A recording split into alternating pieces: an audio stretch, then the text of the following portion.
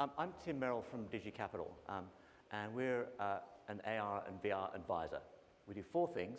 We've got our reports on the industry. The latest one's over 300 pages long.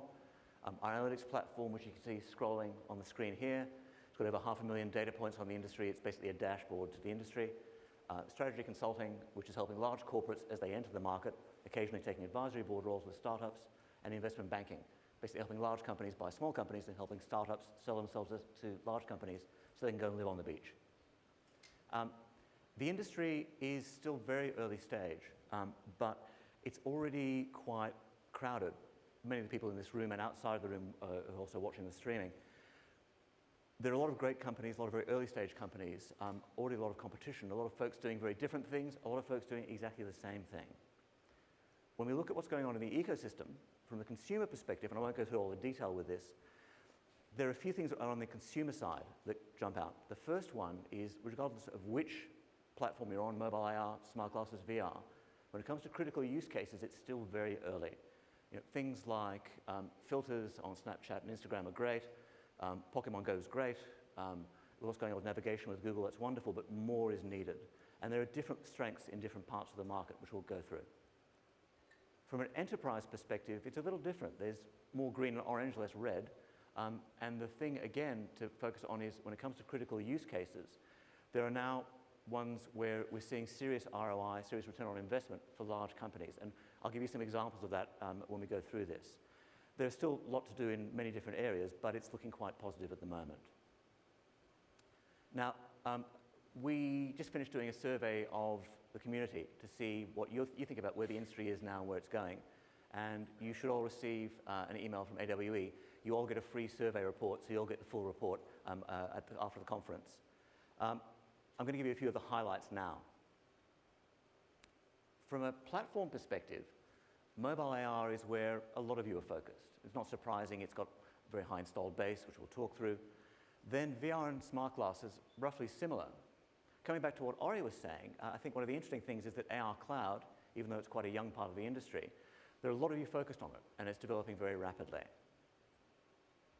When we look within mobile AR, there are basically 3 players that stand out. Not surprisingly, again, ARKit, AR Core, and Unity with AR Foundation are really where most of you are focused. Within the AWE community, social and messaging filters actually didn't come up that high. That could be because there are actually quite a small number of creators within the overall community. In other words, there's more companies, more enterprise and consumer-focused companies in the space within AWE. For smart glasses, we got probably the most surprising result of the whole survey. Not surprisingly, HoloLens and Magic Leap came in first and second. But Apple, even though it hasn't talked about a product, hasn't hinted at a product, has no product in market, number 3. So we didn't expect that. What does that tell you? It tells you that Apple has a spectacular brand, which everybody knows. What it also tells you is that, well, everything that we and others have been saying for a while now is stuff which you obviously must think is going to happen at some stage, so here's hoping. With VR, not surprisingly, HTC and Oculus came in broadly similar in terms of both tethered and premium standalone in terms of support. The interesting thing is that when we did the survey last year, Oculus Santa Cruz, the support went up by 1.5 times. So it looks like everybody's very excited about Santa Cruz, sorry, about Oculus Quest, and we expect that next time that'll probably go even higher. Let's look at installed base. Mobile AR had 850 million installed base by the end of last year. But installed base is not active users. It's basically compatible and configured devices.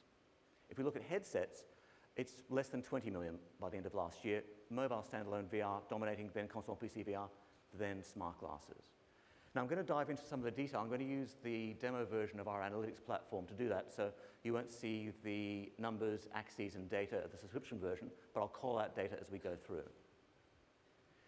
The big blue bar, mobile AR, which was 850 million last year, and we forecast going to over 2.5 billion in 5 years' time. If we back out of that and look at headsets, we're looking at around 100 million in the same time frame, so much smaller, a different order of magnitude. But for that to happen, we think a couple of things need to happen. The first is Apple needs to launch smartphone-tethered smart glasses. Now, for the last 3 years, we forecast that Apple could launch smartphone-tethered smart glasses in Q4 of next year. Only Tim Cook and his inner circle really know if that's going to happen. But from having spent a lot of time looking at Apple's roadmap and looking at the challenges from a technology perspective, that's what we think is likely, but we'll all find out. If that doesn't happen, or if it gets delayed, that curve is going to look very different. The other thing is the second generation of premium standalone VR headsets. So we love Oculus Quest. It should do very well this year, but it isn't a mass consumer device yet. When the hardware gets better, when the software gets better and there's more of it, and when prices come down in a couple of years, we think that could be the inflection point for the VR market to start to go more mass consumer. From a revenue perspective, last year, AR and VR did less than 7 billion revenue, which for an early stage market like this is spectacular. It's really an achievement. It should be celebrated. But compared to very large platforms like mobile, it's clearly a lot smaller. Going forward, we forecast VR doing 10 to 15 billion revenue in 5 years, and AR across smart glasses and mobile AR doing 70 to 75. So again, very different scales and growth rates. But that growth isn't a straight line. It doesn't go straight from here to there. There are lots of different aspects that have to happen and things that will change over time. So we'll dive into some of the detail on those.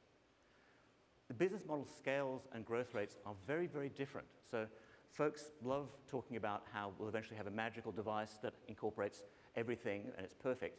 But at least from a commercial perspective, the different platforms are very, very different. If we look at the three, mobile AR, smart glasses, and VR, and where they're going, in 5 years, what we expect is that mobile AR will be dominated commercially by e-commerce sales, folks selling everything from cars to clothing to toys, and ad spend. And we're already seeing that start to happen. Most folks tend to think about App Store revenues, in-app purchase and premium apps. We forecast that being about a quarter of the total market for mobile AR. Today, it's dominated by games, particularly Pokemon Go. Going forward with all of the different use cases and applications coming up, we anticipate non-games app revenues being more than half. Shifting over to smart glasses, the consumer app revenues around e-commerce, ad spend, app store, for those to really thrive, you need users in the hundreds of millions to billions. But that isn't the smart glasses market in the next 5 years. So we anticipate it will remain hardware and enterprise software and services dominated, broadly similar to where it is today in that regard. There'll be growth elsewhere, but that we think will be the bulk of the market. And VR, again, commercially, we anticipate remaining broadly similar to where it is today in terms of the breakdown, where it's dominated by games on the App Store, by hardware, and then enterprise is actually growing quite rapidly in terms of VR in some specific areas, which we'll talk about, and a few of the other consumer-focused business models. In terms of platforms for mobile AR, e-commerce and advertising need time to scale. So we're seeing folks like Nike, Burger King, Pepsi, and so on coming into the market. So you're getting some of the big players coming in, as well as folks like House who are doing significant revenue. But for the majority of the e-commerce players, for the advertising agencies, for the marketing departments, it's still quite early. And we think it could take another 12 to 18 months before they really cotton on to exactly what the opportunity is and things start kicking up there. For smart glasses, again, that inflection point we think revolves around Apple and potentially others like Samsung coming in with smartphone tethered smart glasses. Again, if that doesn't happen or if that's further out, the curve will look very different. And lastly, again, VR, the second generation of premium standalone VR we think could be the inflection point in a couple of years. From an App Store perspective in 5 years, this is what we think the market could look like. So again, for AR, games still the largest single category, but social navigation, a whole range of other use cases across over 20 app categories, we believe is going to be driving more than games going forward for AR. For VR, even though there'll be significant revenue for specific apps in non-games categories, from a sector perspective, we think it's going to stay pretty much games going forward. So those top-level numbers, that sort of macro picture is great, but frankly, for a startup or for investors, those big top-level numbers are useless. You can't build a business around them, you can't invest on them, so you've got to dig below that a bit. And so you've got to dig into your platforms. And so we'll use an example. Let's say you were in mobile AR and you were also in education apps, so mobile AR education. You need to get down to that. So how big is that market going to be? Well, we forecast that being around $74 million next year, which is okay. But It's a global market. Over half out of Asia, driven particularly by China, Japan, and South Korea. A quarter in Europe, but fragmented, as Europe always is. And about a fifth here in the States and Canada. Now, one of the advantages that you've got here is that it's a consolidated market. So if you can do something that works here and make it work here commercially, then taking it internationally, it's a good base. So that global market we looked at before isn't the total addressable market for anybody in the room. So let's say that mobile AR education company was based in Hong Kong. We forecast that being a $500,000 market next year. And that's not big enough to support a team, it's not big enough for growth, it's not big enough to attract investment. So let's say you could scale across to mainland China and to Taiwan. That's the market you're looking at.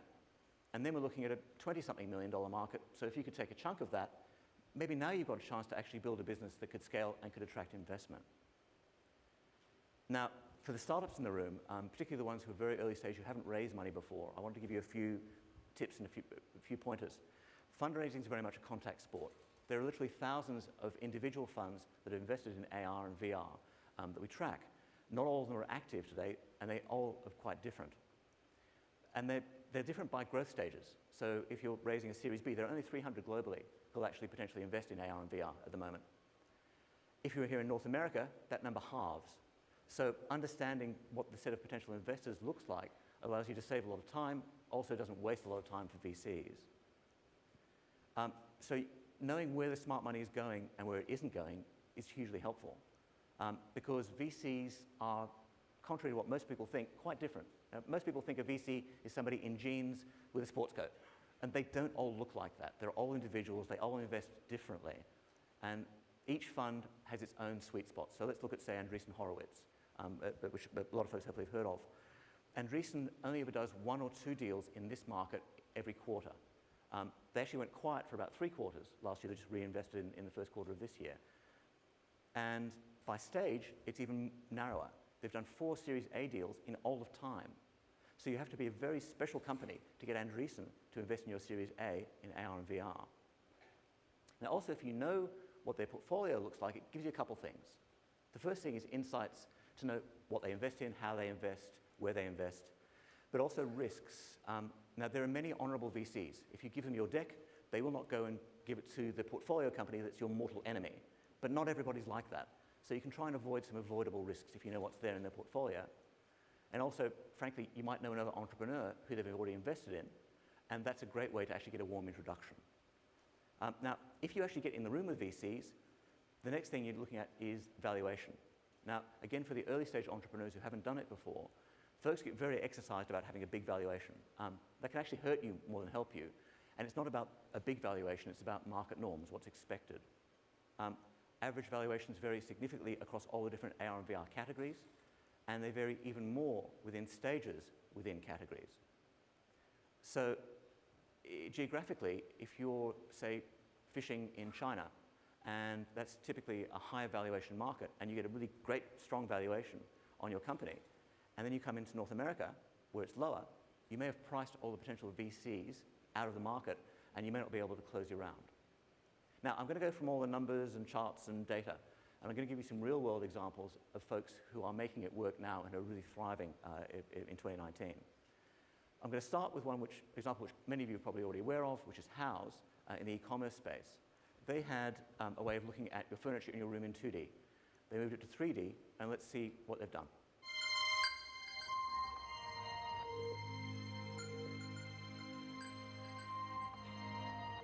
When you want to design your home, one of the key things is being able to visualize a piece of furniture in the space of your own home. We're doing this because it's hard to shop for furniture, whether it's online or at a physical store. Everyone has purchased something in the past that I'm sure they've regretted. It doesn't look the way you imagine it. View in My Room 3D is an AR-enabled visualization technology that allows you to see something in your own space before you purchase it. The value of 3D is understanding space, how a product fits and how it fits in the different corners and different rotations in your home. And not necessarily just being able to look at the colors, but being able to look at the size, the shape, the weight of it in your room. AR technology is important because it allows people to experience the same things that people who are good at visualizing in 3D without actually necessarily having that skill set. We make it accessible to everyone. Our technology works on iPhones and iPads. You don't need any crazy headsets, you don't need any goggles, any special sensors or anything. What we're trying to do is we're trying to integrate it as a core part of the experience that users have on House. House has one of the biggest 3D catalogs out there. We have hundreds of thousands of products. The design philosophy at House is to make everything simple and intuitive. In order to actually ship something like View in My Room 3D, we needed artists, we needed designers, we needed engineers with all sorts of different specialties. It's one of the most collaborative environments that I've ever worked in. Being a 3D engineer every day has very different problems. So some days you might be working more closely with the artists and looking at what their problems that they're facing. Some days you might be working more with the mobile team. We are a collection of very different people coming from all different walks of life. And most of us come from the video game industry. There's this creativity and this innovation in the video game industry. But what's missing is how it connects to the physical world, how it connects to people, how it makes something really useful. Being able to work at House and taking all these creative energies and deliver it to the 40 million users at House, that's amazing. Oh, that's incredible to me. And the results they've got are astounding. Basically, they increase people's likelihood to buy something 11 times. Now, in e-commerce, if you can increase something 5%, it's a great result. 11 times is completely unheard of. Without AR, it wouldn't be possible. Now, the next example uses looking at how AI and computer vision have transformed retail. So rather than the e-commerce side, looking at the straight retail, going into a store side. Using a brand many of you probably know, Olay, with their Skin Advisor. They basically came up with an app where you take a selfie and it analyzes you, it gives you your skin age, and then basically it recommends a regime of skincare, including the Olay products, which doesn't sound like it would do anything spectacular. But from doing it, they got some extraordinary results. It's been used by 4 million customers in 10 countries. They doubled conversion rates, so people twice as likely to buy. They increased basket sizes by 30% in store, 40% in China. But the clever part, the part that's really interesting, is what they did with the data. From gathering all this data, from using this, they had a new product they were going to launch, and they knew consumer purchasing patterns using this. They went to the big box retailers, and they got facings they otherwise wouldn't have got, or much larger facings, using the data to prove the customers were going to buy. And they had the biggest launch they've had of any product in a decade. Again, without computer vision, without AR, wouldn't be possible. The next one is looking, again, on the retail side, at core user loops. Now, those of you who come from the game industry know that a core user loop is just how you get somebody in a game from point A to point B, but it applies when it comes to any activity with a consumer. What Walmart did was they'd noticed that their customers were price scanning using the barcodes to figure out, should I buy this, should I buy that, and so on. And I thought, well, it's kind of clumsy, they're doing it themselves, so why don't we give them an app? They developed Walmart AR scanner using the existing behavior, and they cut the time for their customers to do this price scanning in half. Basically, people were happier, they were able to figure out what was going on faster, they were able to get through and do their shop faster, they bought more. So for the customer, it was fantastic. For Walmart, it was fantastic, worked all around. I think I particularly like it if you look at the way it works, there's no Walmart branding. There's nothing on screen that you don't need to see. It's just the naked app. It's an invisible UI. And as an approach to how you deal with UI in relation to mobile AR, it's one to be learned from. Now, the next one, I'm going to go from something on the ground to something slightly more elevated, building satellites with Lockheed Martin. Now, Lockheed Martin have been building stuff that goes into space for a long time. They've been using paper manuals for a long time, whether you don't need a clean room, or screens where you need a clean room, but getting inside some of the spaces you need to get into with a screen is kind of difficult. So they decided to move things further on, and actually Shelley from Lockheed Martin will be talking at the conference. I recommend going to her talk. Using HoloLens and using Scope AR, that SaaS solution, where they're able to build things very, very quickly. Again, the results they got from a productivity perspective are, in the satellite industry, unheard of. From a training perspective, we've got very highly trained, well-paid technicians cutting training times by 85%. operationally, even bigger improvements, up to over 90% cutting of time and cost for specific activities. The bit which I particularly like is there was a panel that was going to be installed backwards.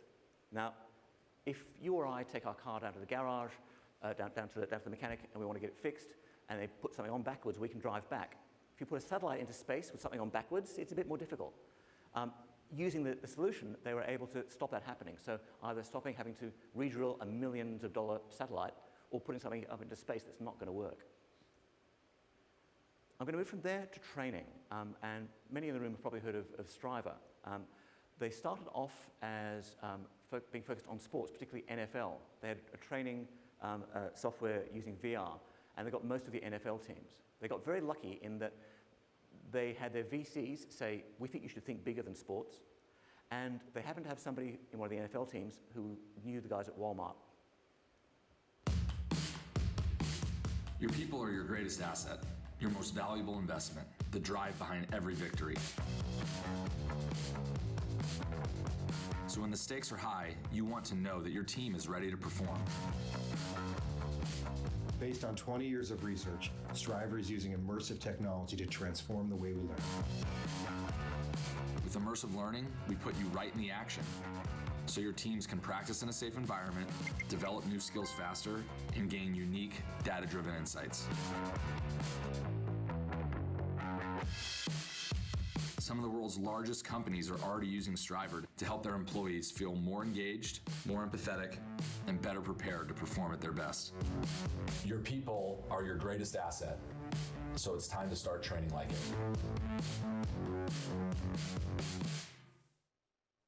Now, the results they got were unprecedented. It's the biggest rollout in enterprise anywhere in AR and VR. 17,000 Oculus Go's, 4,700 stores, 1 million employees, improving training for all Walmart employees. Off the back of that, they've rolled out to all Verizon. Again, other industries where they've had significant reductions in training times and improvement in things like customer satisfaction. But cutting training times for big insurance companies from 3 hours to 25 minutes is a serious business for them. It really saves them money, and that's why Stryver scaled from a relatively small startup to one in the hundreds of staff very quickly. Now, I'm going to go from all the hard numbers and look at something that's more about people, because actually, when it comes down to it, this is where AR and VR has a lot of potential. And rather than me talking about it, I'll let the CEO tell you. 10 years ago, my mom was diagnosed with early onset Alzheimer's disease. And about 5 years later, I was living at home with her and hiring some of the first home health aides to help her around the house. She also happened to have this left visual field deficit along with her cognitive impairment. I really struggled to explain in words what a left visual field deficit meant. And that's when I created these goggles. I said, here, just put these on. And her caregivers could immediately understand that they needed to protect this side of her body, and if they were going to approach my mom, it should be from her right. And that's when I saw that with this one simple tool of visualizing someone else's perspective, I could see care improve for my mom. I wondered, what if we could simulate more than just one visual impairment and actually recreate the perspective of somebody living with Alzheimer's disease?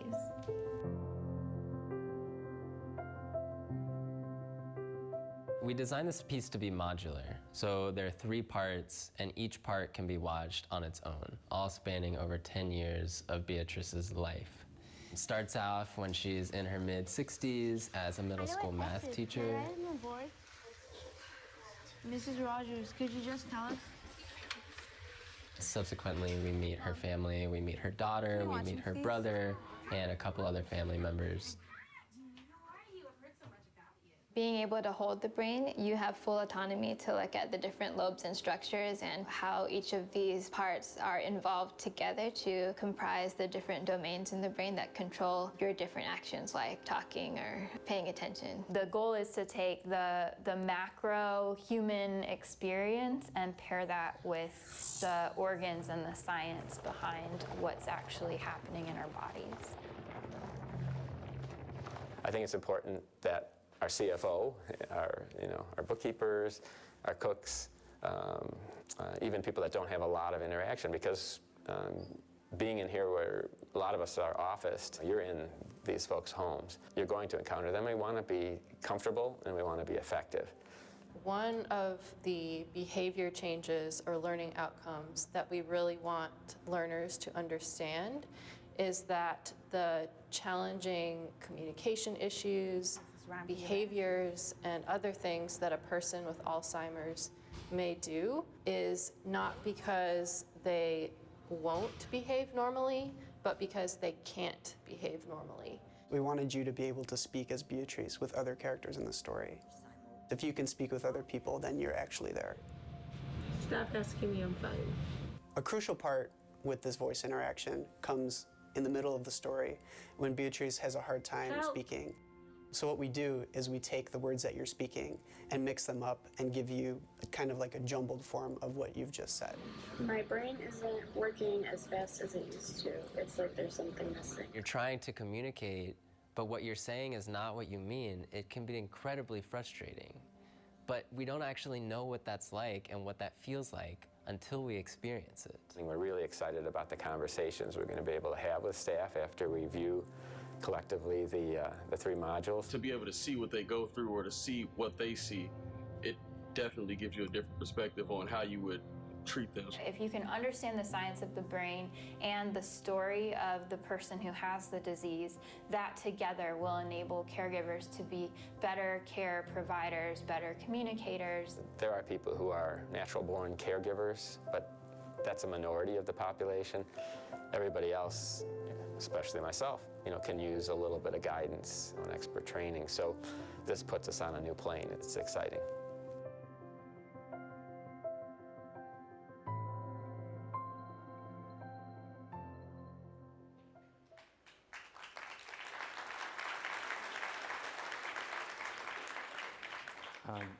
That's right, I struggle. That one makes me cry every time.